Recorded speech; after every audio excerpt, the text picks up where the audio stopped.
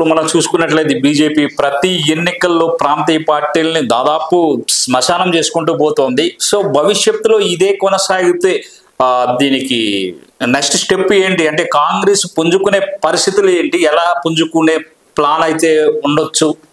చూడండి, మనం ఇక్కడ ఒకటి చూడొచ్చు, ఎప్పుడు కూడా మనం ఒక్కళ్ళమే ఉంటాం ఊళ్ళో. ఇప్పుడు ఫర్ ఎగ్జాంపుల్ ఒక ఊరు ఉంది అనుకోండి, ఆ ఊళ్ళో 2 వర్గాలు ఉన్నాయి. ఒక వర్గం అనుకోవచ్చు, ఈ వర్గంలో అందరూ వెళ్ళిపోయి అంతా నాశనం అయిపోతే నేను ఊరికి ఒక్కడే మొనగాడిగా ఉంటాను అని. కానీ అది ఎప్పుడు తప్పు. అది ఎందుకంటే ఒక మనకి బైపోలార్ అంటే రెండు ధ్రువాలు ఉంటాయి. మనకి భిన్న ధ్రువాలు అనేవి సమాజంలో ఖచ్చితంగా ఉంటాయి. ఎందుకంటే అందరూ ఒకేలా ఆలోచించలేము. సమాజంలో మనుషులంతా ఒకేలా ఎందుకు ఆలోచిస్తారు? ఆలోచించరు. వాళ్ళకి భిన్న భిన్న కోణాలు ఉంటాయి. కొంతమందికి ఒక రంగు ఇష్టం ఉంటే ఇంకొక వ్యక్తికి, ఒకరికి తెలుపు ఇష్టం ఉంటే ఇంకొకరికి నలుపు ఇష్టం ఉంటుంది, ఒకరికి మాంసాహారం ఇష్టం ఉంటే ఒకరికి శాకాహారం ఇష్టం ఉంటుంది. ఇలా భిన్న ధ్రువాల మధ్య సంఘర్షణ అనేది సమాజంలో సాధారణము, ఖచ్చితంగా ఉంటుంది. ఎప్పుడైతే మీరు అన్ని శక్తులను తుడిచిపెడితే కొత్త శక్తి అనేది ఉద్భవిస్తుంది. అది ప్రపంచ చరిత్రలో మనం అన్ని చోట చూసి, అన్ని దేశాల్లో కూడా చూసి ఉన్నాము.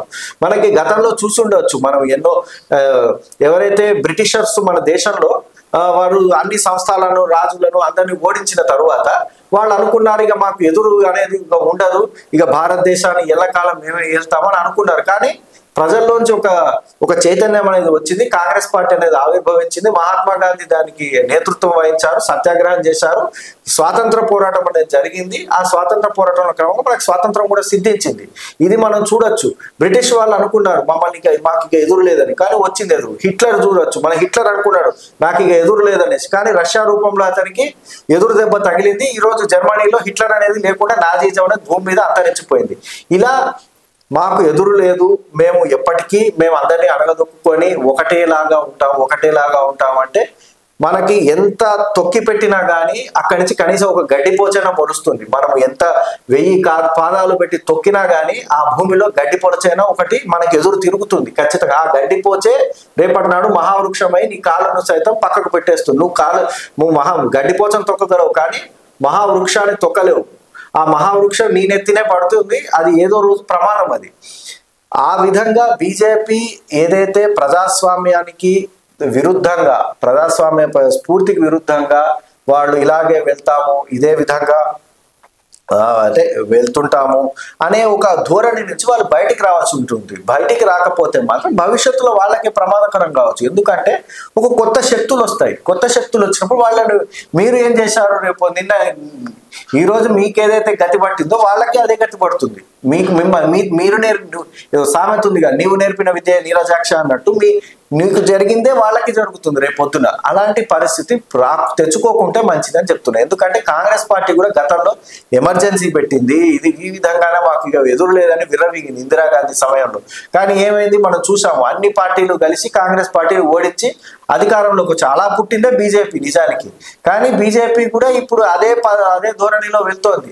రేపటి నాడు చెప్పలేము, కాంగ్రెస్ పార్టీకి కూడా అవకాశం రావచ్చు. ఎందుకంటే ప్రజలు ఈ విధంగా ప్రాంతీయ పార్టీలు అన్నింటినీ తుడిచిపెట్టుకుంటూ పోతే అక్కడికి వాళ్ళకి ప్రత్యామ్నాయంగా కాంగ్రెస్ పార్టీ మాత్రమే కనిపిస్తుంది అక్కడ.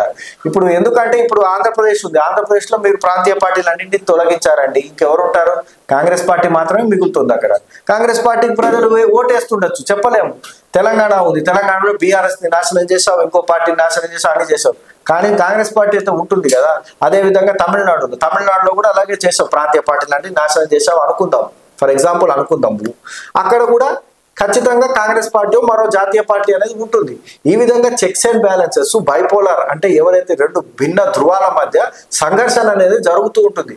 ఆ సంఘర్షణలో ఒక మనస్తత్వం ఉన్న ఒక పార్టీ వైపు పోతే ఇంకో మనస్తత్వం ఇంకో పార్టీ వైపు పోతారు. వాడికి ఇంకో పార్టీ అవకాశం లేకుండా నేను చేస్తాను, అది అసాధ్యం అనే చెప్పవచ్చు. ఎందుకంటే మనం పార్లమెంట్ ఎన్నికల్లోనే చూసాం, 400 సీట్లు వస్తాయనే దగ్గర 240 సీట్లకు వచ్చి వాళ్ళు ఉన్న మెజారిటీ కూడా కోల్పోయి ఈ రోజు చంద్రబాబు నాయుడు, నితీష్ కుమార్, ఇంకో చిన్న చితక పార్టీలన్నింటినీ వెంటేసుకొని ప్రభుత్వాన్ని నడిపిస్తున్న పరిస్థితి అయితే మనం ఇక్కడ చూస్తున్నాం.